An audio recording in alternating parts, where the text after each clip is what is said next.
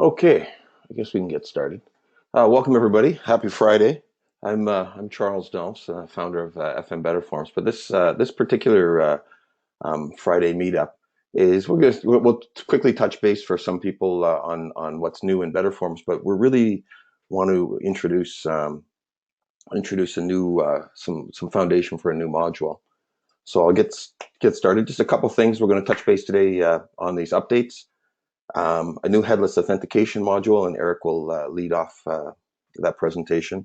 Quick thanks to Mark Anderson from Florisware. He's a FileMaker developer, and we're using his GoToMeeting today because it supports more than mine does. Couple new things. I'm just going to touch base really quick on what's new in BetterForms since our last meetup. We have a new authorized.net payment gateway, and if you have any questions, please feel free to just jump right in. Don't feel shy to interrupt or anything like that.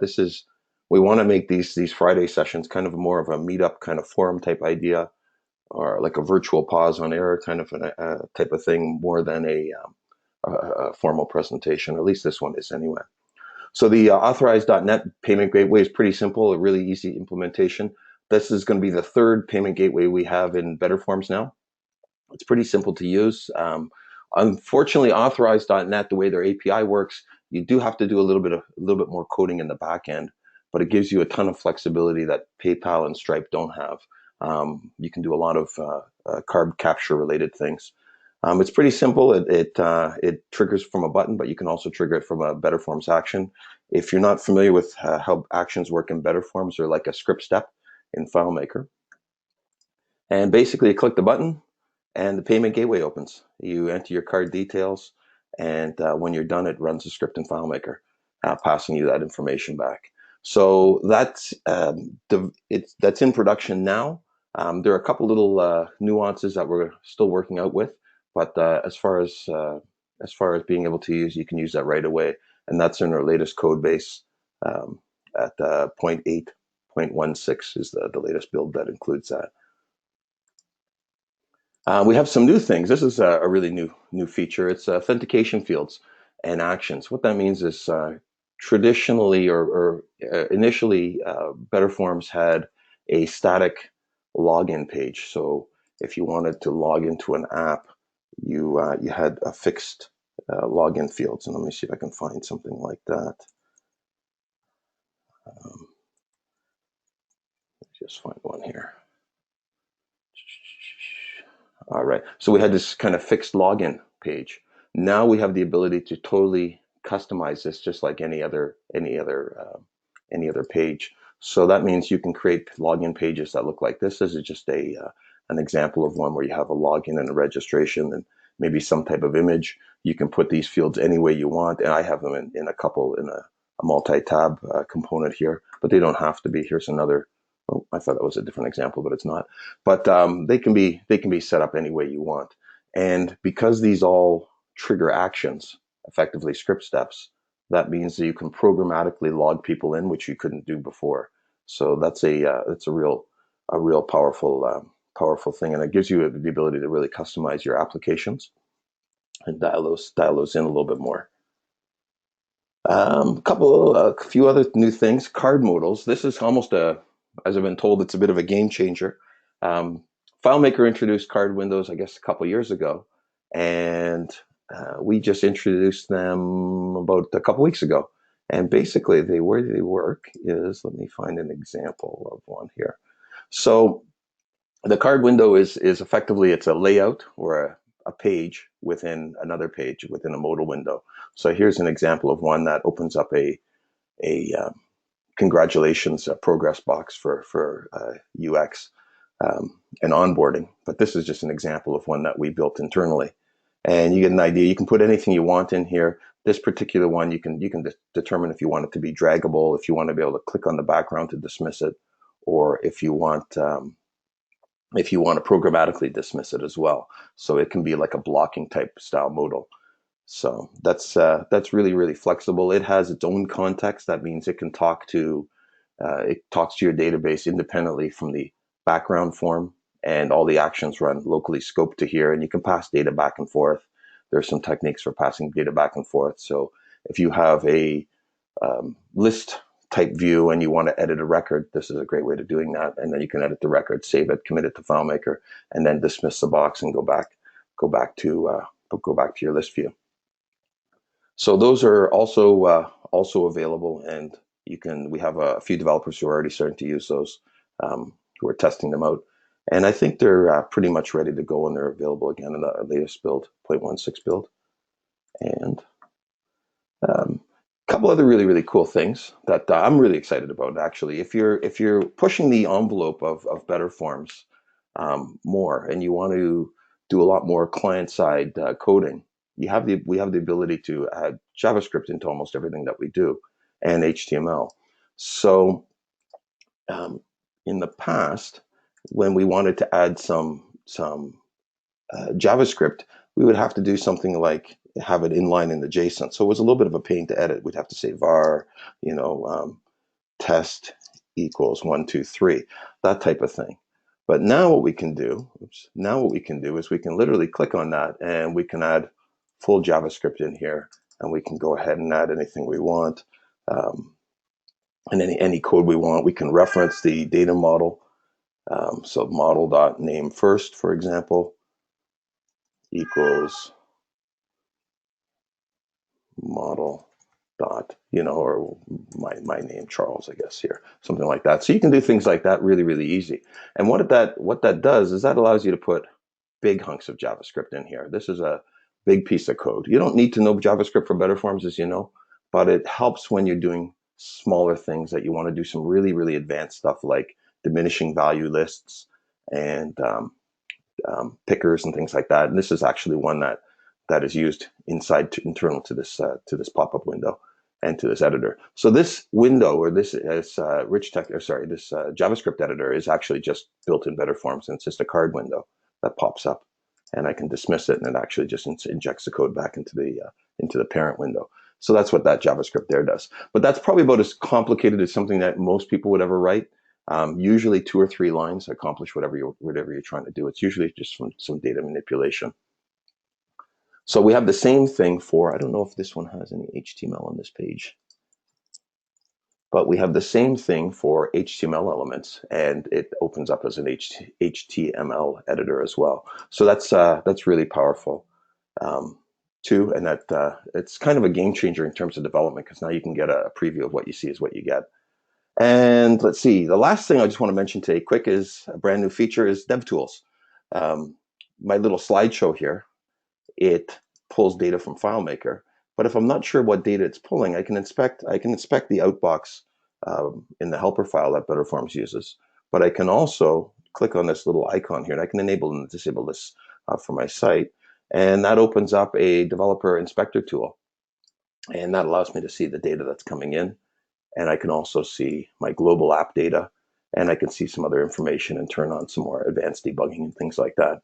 So that gives us developers a real advantage to being able to touch your data and manipulate it. And we'll continue to make a lot of refinements on this inspector tool, because it's continuously deployed. It's very easy for us to make iterations on that, and it just seamlessly works with everything. So does anybody have any questions on those items before we carry on to our main stuff? Man, I hear crickets out there. All right, couple other things coming up in terms of. I hear a cat instead, not crickets. But. Oh yeah, you know what? My cat. Okay, I apologize for that. So I was just joking around with Eric before the call, and we were saying there's always somebody who has a dog, and the dog's barking. But I have a cat, and my cat is about 20 years old, and I think it's a little. Every now and then it makes these cuckoo noises, and it's whenever I talk, it seems to do that. So it's a little bit. It's on its last legs. All right. A few things coming up with BetterForms. We're going to be at Pause on Air in Tulum, Mexico in April. Louis DePera and I don't know if he's on today. No, I don't see him there. We're going to be talking about web publishing and the state of JavaScript and connecting FileMaker to outside stuff. Louis kind of is a specialist in connecting FileMaker from the API backward side outward. And I guess BetterForms would be probably the dominant application for connecting front ends to FileMaker. So we kind of bookend FileMaker back and forth. So we'll be talking about that and some of our experiences in introducing JavaScript and HTML and CSS and things like that to developers, as well as Louis will be talking about the APIs and things like that too. So that should be really good. I think those sessions are recorded. So if you get a chance, or they're crowdcasted, live broadcasted. So if you get a chance to jump on those, that's going to be in April. I think it's like April the 8th or something. You can Google that. .fmp in Berlin is a like a pause on air, but it's the European version, and it differs from the pause on air in that the sessions are not as touchy feely. There's not much for UI sessions and things like that. They're a little bit more technical, kind of like the original pause sessions were. So they kind of follow that format. But other than that, it's pretty similar. So we'll be talking about BetterForms, and that's actually where we introduced BetterForms as a product, or we made a decision to move it forward as a product and not as a private framework last year. So this is where we've come in the course of a year, I guess. DevCon in August. We'll be there as well. So if you're hitting DevCon, we'll have a small kiosk. Stop by and we can build some stuff. It'll be kind of cool, and we'll be also attending various meetups throughout the course of the year. So that's kind of what's on the short term roadmap. We're going to ignore that for now, and that's it. All right. So what we'll do? Can we talk to answer Dale's question about user accounts? Oh, yeah, great. I think the answer there is yes. New feature. Yeah. Another new feature is, let me just jump to my thing here. This is coming up. This is in development right now, probably come out in another week or so. You don't have to upgrade or anything like that for this because it's, and just to make sure, Dale, are you referring to user accounts using BetterForms or user accounts with you and your applications? You feel free to turn on your mic. BetterForms, okay. BetterForms, so what we're doing is we're adding, right now, BetterForms is single organization, single user. So we're turning that into a multi-organization and multi-user because we're starting to see some developers who are working for different, consulting for different companies, and they need that to have that ability. And the way it'll work is you'll go up to your account section at the top and you'll switch organizations, and then as soon as you switch organizations, your homepage will change to that new org, and you'll have access to all that organization sites. Under the account section here, if you have a company that has a whole bunch of users like we do, then you'd be able to set the permissions and change the status for different users and so on. So if I want to take Jason and turn him into an admin, I could do that type of an idea. And you can also add new users from here too. So that'll be rolling out. We're slowly rolling that out, probably over the next week to 2 weeks as we build up the infrastructure. There's a few caveats and some things that have to happen along the way to various parts of our backend code, our BetterForms app. One thing to keep in mind is don't forget the editor, the BetterForms editor is 100% BetterForms app. There is zero custom coding in the user interface that we have advantage, or we have access to that you don't. There are a couple smaller hidden features, I guess you could say, that we needed to have for the sake of administering the back-end servers and things like that. But other than that, the entire app, the entire front end is just another application built in on the same framework. So, all right. So I hope that answers your question there. And we'll move back, and we'll move back over to. What about the app users in FileMaker? Dale asks too. What do you mean by that? Oh, okay. Yeah. I just unmute myself here a little bit easier. So when we have those new widgets now where we can have login, make our own login pages and registration pages. When a user registers to use a BetterForms app that we built, it was in the past storing that in your platform. That changed actually quite a while ago. Okay. So now that you just have to update your helper file, you can find the new helper file at the dashboard. If you go from the dashboard, you can download a new one here. And as soon as you do that, and we upgrade the base code for your site or sites, then that'll automatically switch over to accounts in your file. Okay, great. Right. So those are all locally stored, and as well as all your hooks when somebody's authenticated, they'll all have a user in a global BF underscore user. They'll have an ID key, and you can use that to coordinate your two files. Awesome. Super. We'll jump actually into the main thing that we wanted to go over today, which is a headless authentication module. So I'm going to or Eric, you want to jump over and change and become the presenter? Yeah, there we go. I've got my ham on the screen. That's okay. So can everybody see that, I think? Yeah, so this whole idea was, I know Charles mentioned it in the announcements, I think last week, but building a new headless authentication module that is not just works with BetterForms, but also with other applications. So I'll start with, let's see if there we go. I'll start with what do we mean by headless, right?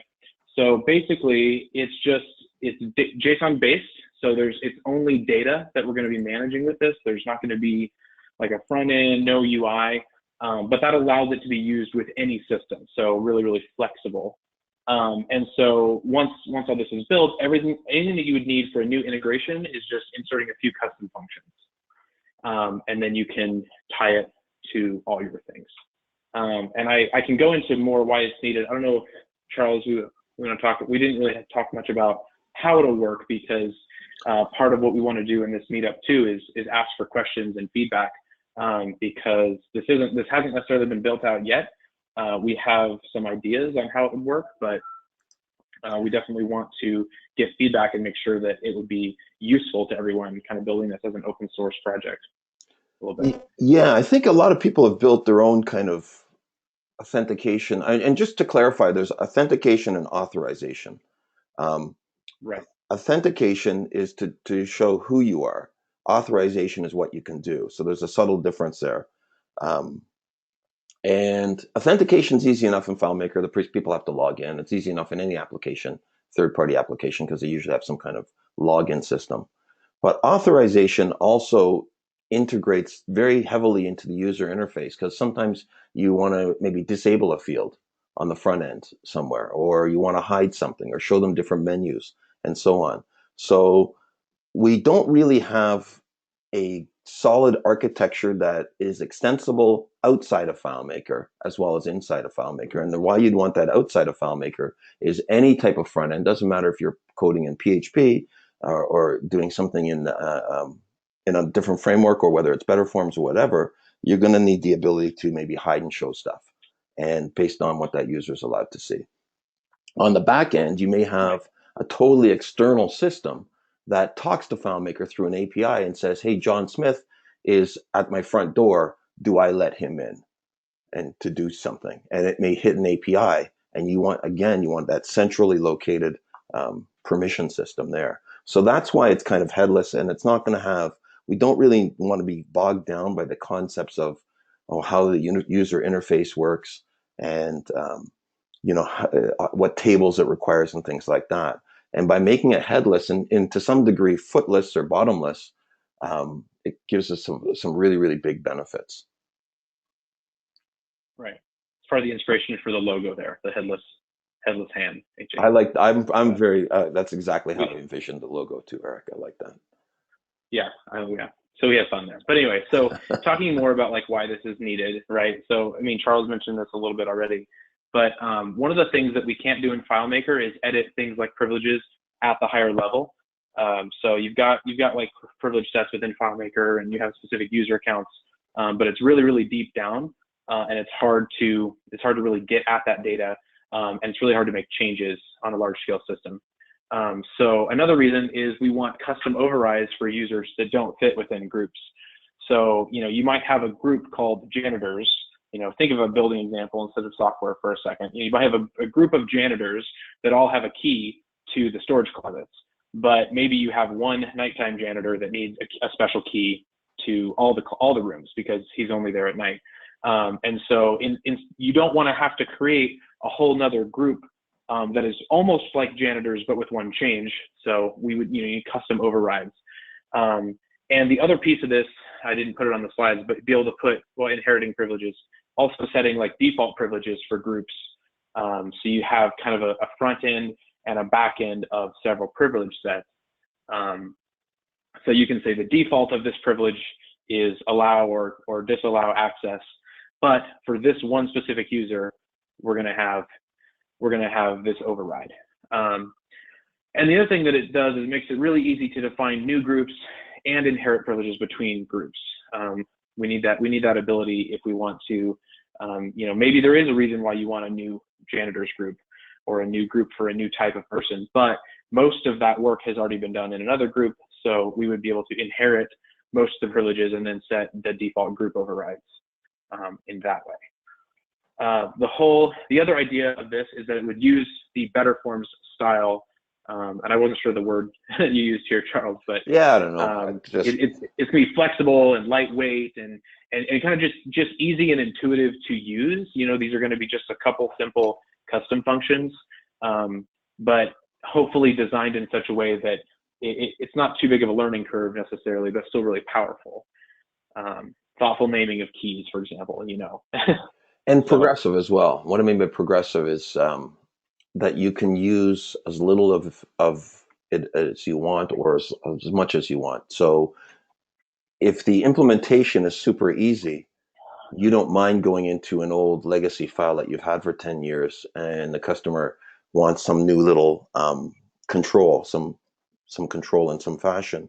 You can easily add this in there at the head of a script, and that would be more, for the most part, that would be your integration. So you can only use it in that one. You may only use it in that one spot, or you may use it across your entire database.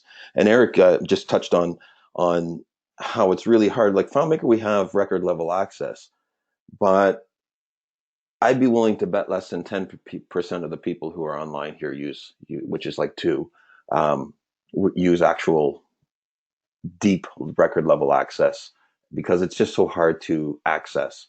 But this would be some type of a function that sits in that record level if you wanted it to, but it would reference a custom function up higher, which is much more touchable. And that custom function can reference the rest of the code. So if you want to change some kind of logic, you don't have to change it in 50 fields across 30 tables. You change it in one spot, and that propagates downward because they're all indirectly referencing it, if that makes sense. Yeah. And so that gets a little bit to the use cases that we might have. So multi-tenant applications, BetterForms, Charles's front-end app of BetterForms is a perfect example. We talk about it a lot.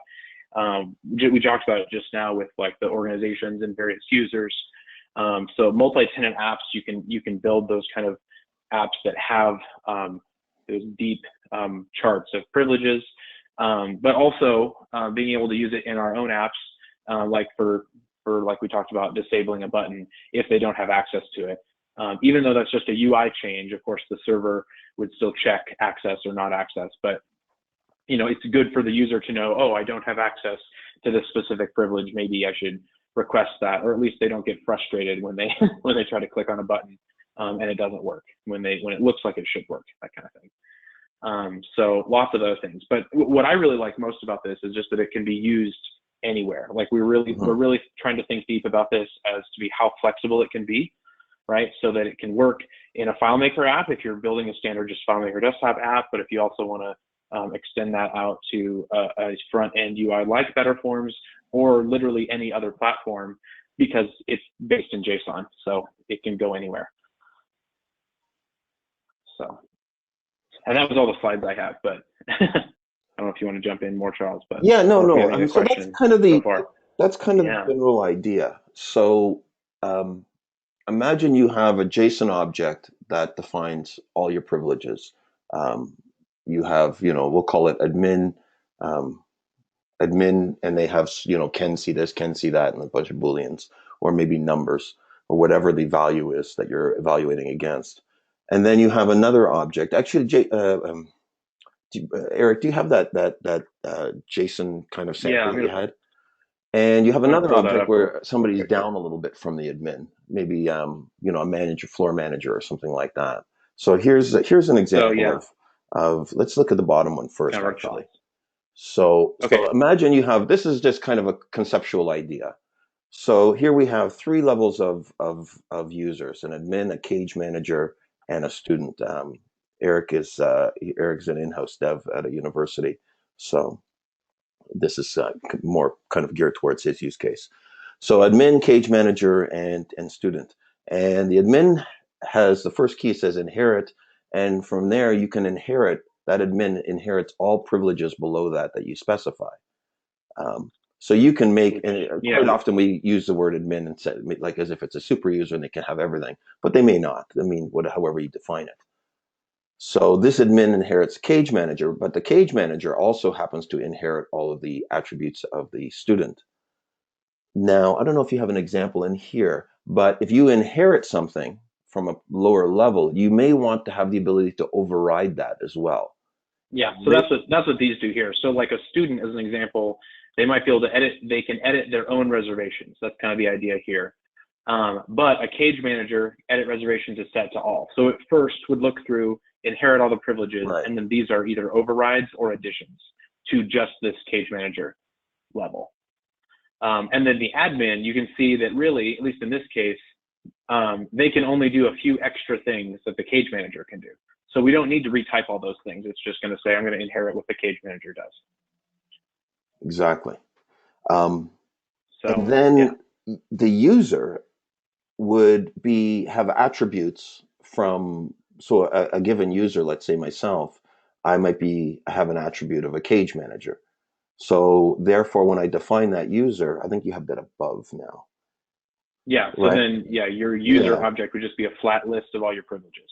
that's right. But when you're defining the user, which is an object we don't have an example of here. When you're defining the user, you Oh, mean right, that user is a cage manager plus that one extra function that particular person, because they come in on right. Fridays. The override. Yeah, the override that they can have. So that's kind of the idea of the flexibility that we want to incorporate into this. And what we really want to do is get a bit of a dialogue to hear what your use cases are, um, and to see if something that we're doing now, if there's an unknown that we could that can become a known, so we can basically program it out right now. That's kind of the goal.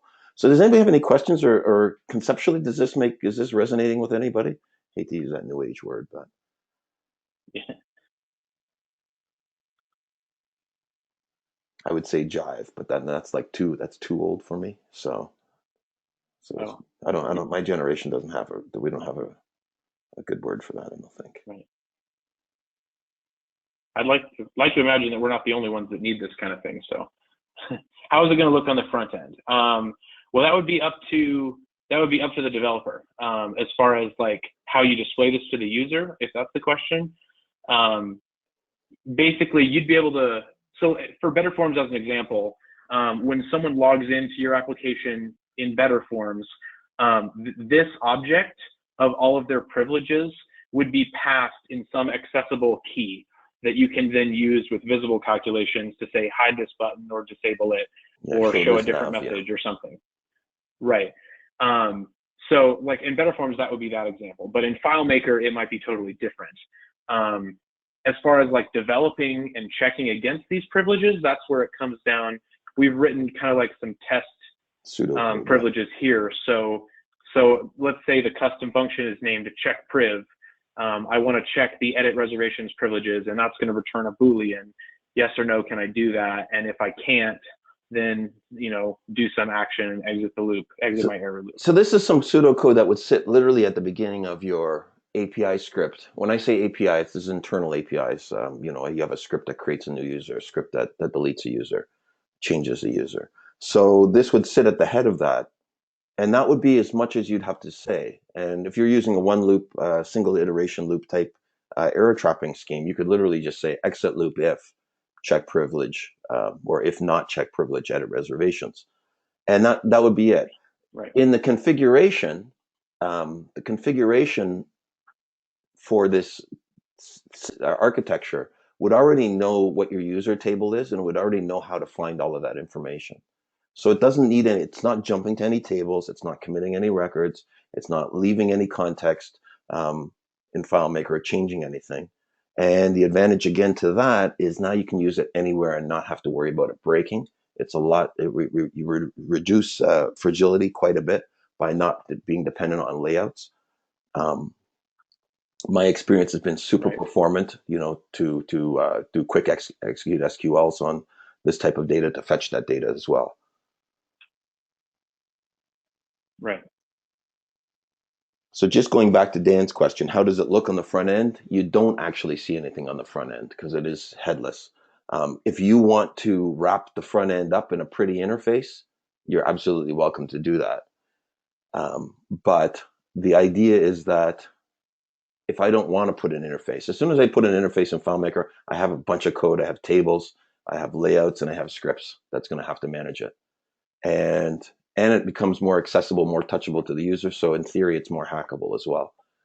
When the user can't get access, there is no layout to go to. It's just the script, and the script is referencing some custom function code. That's where most of the integration would be. As far as storing the actual object, that bigger JSON object that we saw earlier there, that would be stored in wherever you decide to store it. If you have a preferences table, that would probably be one field in the preferences table, but that would be single field. And I would probably just store it in as a large text item, so you can just literally type in text, right? I think you're going to have to become comfortable with JSON anyway, so it shouldn't be a problem. And then you just edit the keys as needed, and you can add new keys as you're developing. I'm adding new widget feature 1, so I just hit enter widget feature 1 true for a cage manager, false for student, and I'm done. All right, now I've just added a new privilege set, and it just propagates because it's an object, and there's nothing else to handle there.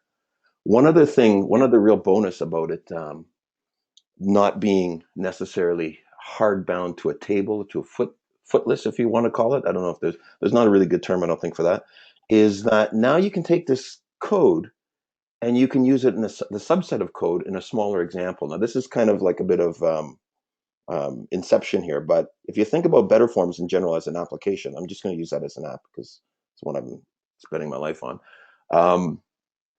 We have a bunch of organizations that have accounts. And so we have, say, 50 organizations that have accounts, and we want to make sure that when somebody edits a record, they can't somehow, anything that comes into the browser is hackable, and including in FileMaker, anything that comes into a FileMaker client is hackable. It's just harder. So you want to have maybe some code that's going to say, does this person own the account? But within that account, I may want to say my users, my brand new rookie user who I just hired yesterday, I only want to give him read access to these particular sites and projects, but I want him to work on his own little smaller project. So, but he can read and reference and cut and paste code from other areas of the project. That's fine, but I don't want him screwing anything up. So that's kind of a subset of privileges, totally independent from these other privileges that are functioning in this environment. So the idea here is if you can root the source data, this JSON object, and you can define it where it comes from, now you can use the same architecture, the same privilege set inside an application that has a bigger privilege set around it. So that's kind of a little bit tricky to wrap your head around maybe, but in certain use cases, it's super, super powerful, and mainly multi-tenant apps. And I think you say, well, I don't have a multi-tenant app, but actually a lot of things are multi-tenant. Like, for example, Eric has two campuses, is it? Yes. Yeah. So those yeah. So we use campus, yeah, those are effectively tenants, right? So because they have separate environments for the most part. So. Right. Does anybody foresee any use cases where this kind of architecture would not work, or you wouldn't understand how it would work? That's really what we want to do, is so we can get some feedback. And by all means, just jump on the microphone, please. You can even show your camera, unless you're sitting in your underwear. Then I don't. More crickets. Like my cat died too. Yeah, no cats either. Yeah, I'm gonna call my cat Schrodinger. I'm gonna change its name. I never know. All right. How about has anybody written any type of existing? How are you handling privileges now? Are you just doing it in scripts and looking up the user, going to the user record and asking if checking if a feature is turned on, and then doing an if then and continue? So we're actually using we use a combination of a bunch of different things, but one thing that we do that is different from others that I've experienced is we use extended privileges, and then use the get extended privilege name, set names, or whatever it is function to check against those privileges. So we kind of like put a shim at the beginning of some of our scripts, and then that way, not only do you have your privilege sets from the different FileMaker privilege sets, but you also have more granular privileges inside of those sets that you can assign to separate people. So we'll use that for things like allows API access or something like that. Right. Where, That's it. That's really interesting. I guess the limitation there is that you can't do any type of inheritance, so you can't do any hierarchy, right? And you can't. Can you? I guess you could wrap that up with some custom functions if you wanted to use it outside. Like if I had an API that calls in because it has a totally separate system, but I want the privileges to be configured in the main FileMaker app, I guess I could call an API still, like an endpoint of some sort, and authenticate against that in a script. Is that how you do that, Mike? Yeah. Right. Yeah. But, like I said, it's a combination. It's not something we use exclusively for every file, but it's something to toss in there to think about as you're building.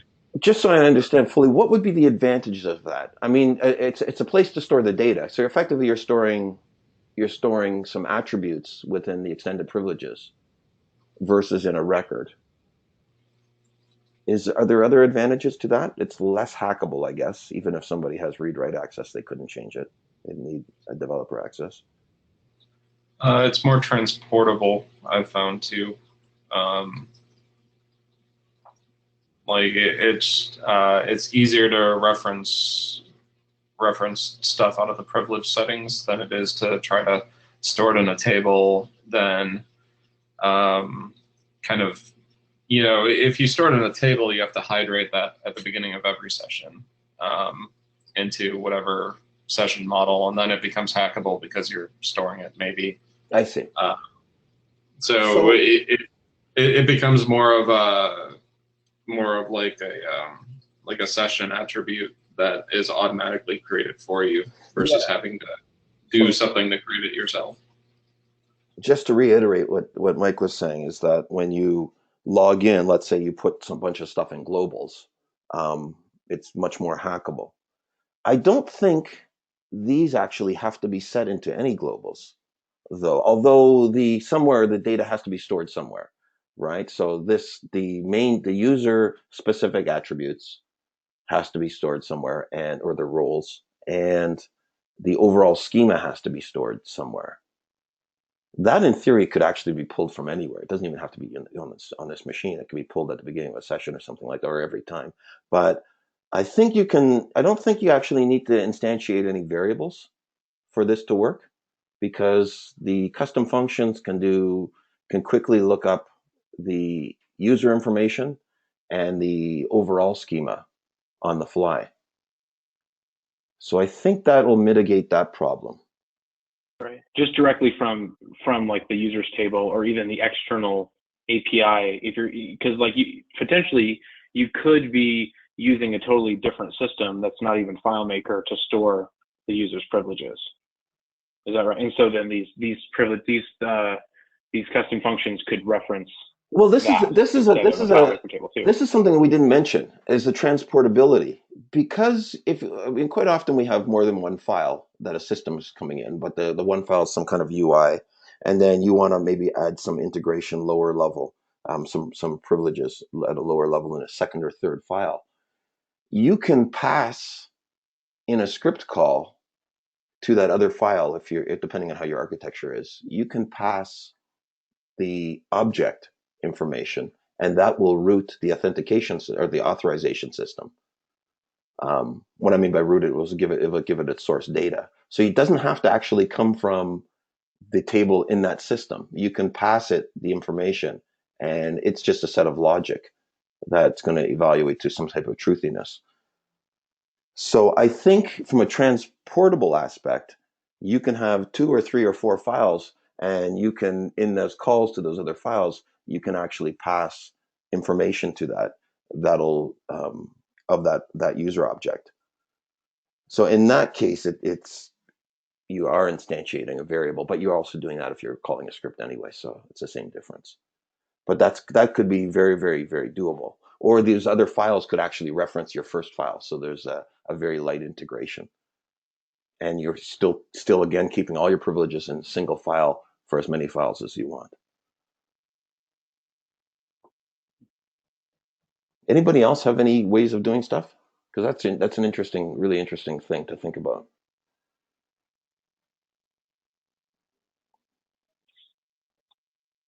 Somebody's scrambling with a hamburger trying to put it down and looking for their mute, right? That's what I'm hoping.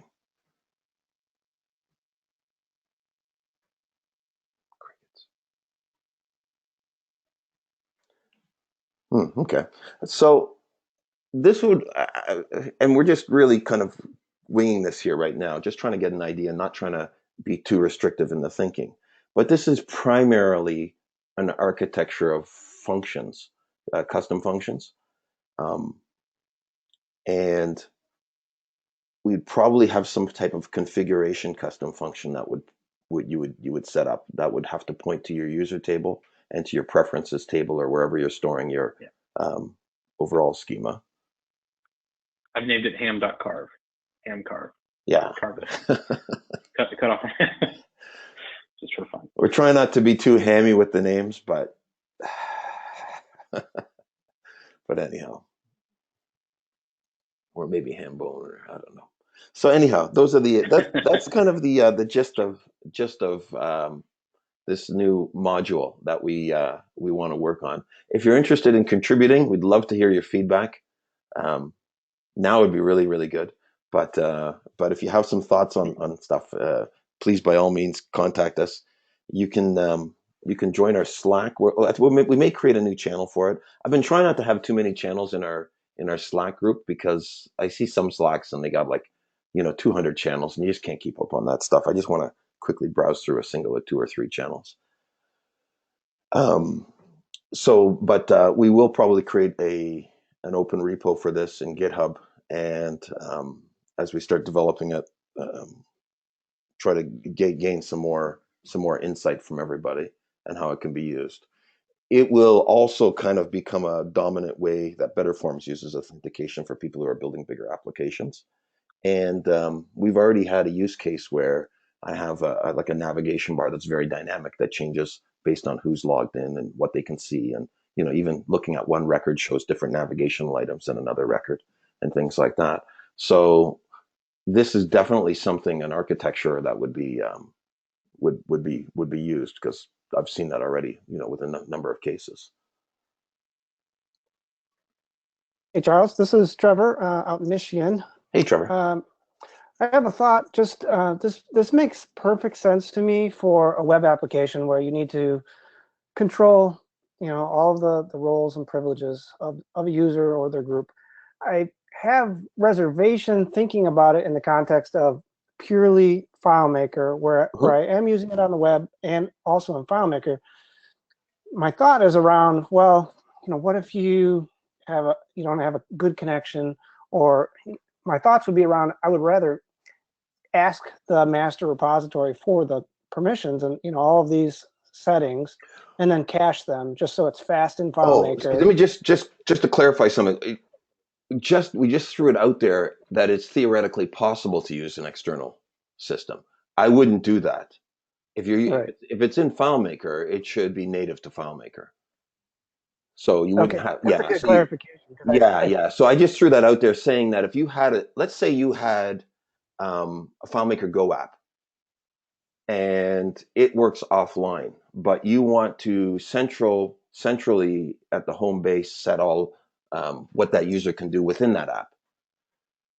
And so that app maybe at some point would download this schema object and the user object one time, just like you said, and locally cache that, and then just authenticate that so it can function offline. But now you still have your home base, your main app on the server controlling as a source of truth or a source of logic in this case. Does that make sense? yeah, thanks for the clarification. I agree completely. Yeah. And the reason for using JSON is because we can create large data structures and recursive style data structures like this inherit stuff. You can use that um, in one single field, and we can use it in one single variable. So it makes it really, really great for like a little micro database rather than having all this, integration of another table and all this kind of stuff. Right now you can just integrate it super, super easy. And it's small enough objects that it's fast. So Yeah. okay, super. Well, we're going to finish up. Just a couple quick things I'll mention really, really quick here. Just to do my due diligence. Right, I'm going to switch back to my screen here for a quick sec. We are almost finished our, I don't want to say almost, well, we're only have a few more months of our VIP program in with BetterForms. This pricing is ending actually on Monday, and we're moving up to our next tier, which is going to be about $200 more approximately. And our final targeted price will be about $14.50 for the top end plan, and we'll have some smaller plans of around $400 and about $700 roughly in between there, and a free plan as well. The free plan will be pretty restrictive, to be honest with you. You won't be able to have any monetization or anything like that on your app. Single FileMaker database and single server and things like that. But the high end, this one here, the plan that everybody has right now. Some of you guys started off and it was about 2/3 of the price. It's slowly climbing up as we finish the product. We do appreciate your support. I think we got a pretty good thing going here, and if you've been actively developing, you'll come to appreciate the flexibility that you have on the front end. So that's going to be ending this. I think that's Monday. And if you want to take advantage of that, just contact myself. You can do it right through our website or visit vip.fmbetterforms.com right here, and that'll take you to a contact page as well, which happens to be a BetterForms page. And I think we're all done. We do have a hard stop at 11:50 today, right? Eric, thank you very much for your input there today, and to our 20 or so participants, please by all means reach out. We're going to record this and we'll send a copy of the link once it renders and whatnot over the next few days. Okay, I think that's it then. All right. Thanks again, everybody, and have a great weekend.